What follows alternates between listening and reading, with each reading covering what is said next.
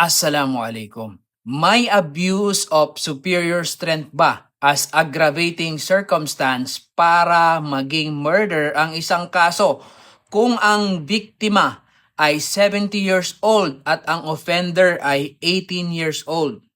Sa ganitong sitwasyon, hindi otomatikong masasabi na may abuse of superior strength upang maging murder ang krimen.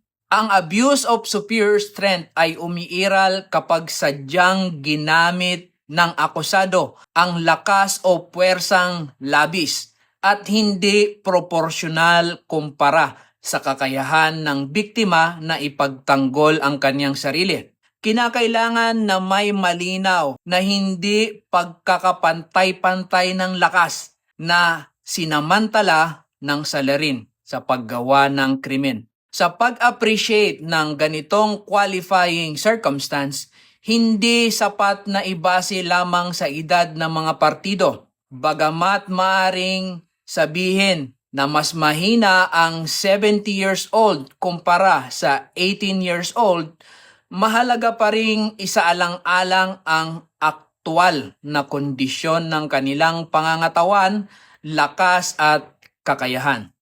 Halimbawa, kung ang akusado ay payat at mahina at ang biktima naman ay may malakas na pangangatawan, hindi agad masasabi na mayroong abuse of superior strength.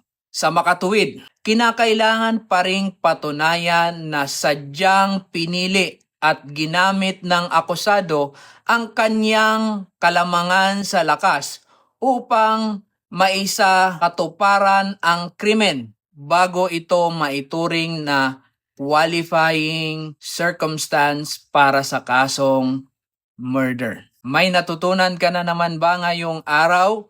I-like, i-share at i-comment ang inyong tanong.